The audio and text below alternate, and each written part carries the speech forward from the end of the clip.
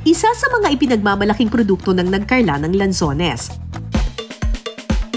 Kamakailan ipinagdiwang nila ang Anak Kalang Lanzones Festival. Isa sa mga highlight ng pagdiriwang, isang cook fest kung saan ibibida ang Lanzones bilang sangkap na nagpapasarap sa mga lutuin. Sa araw na ito, makikifiesta ang sparkle artist na si Mariel Pamintuan.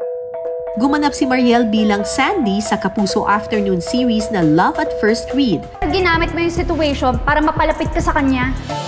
Samantala, anong putahing gawa sa Lanzones kaya ang mananalo sa naturang cook fest?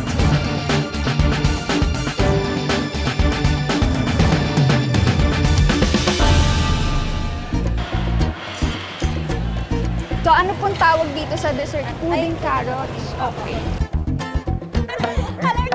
Pwede patikim po ng Lanzones? Sige po, konti lang po, mama. Kukuha na ako dito. Ang tamis, guys. Ang tamis ng Lanzones. Kunwari, titingin-tingin pero tumitikim-tikim on the side.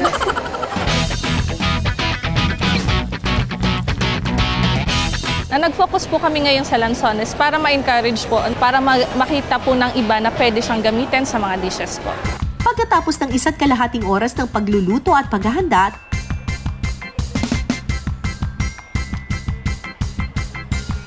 tinikman na ng mga hurado ang mga niluto ng mga kalahok. Second runner-up, number 3, Anda. Our champion, number 4, Marisa Bernada and Charisse Ontivero.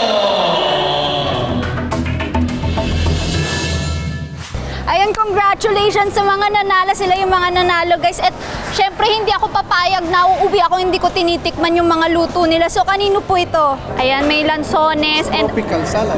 tropical salad ang tawag nila. Ano po itong kulay brown po? Ayan po yung melted na lambanog, then sugar, saka may konti siyang butter. Wow! Melted lambanog, butter, sugar, and may Lanzones. So, tikman natin.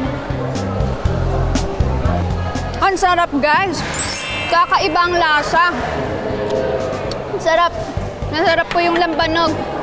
Parang tumama na sa akin. Joke lang.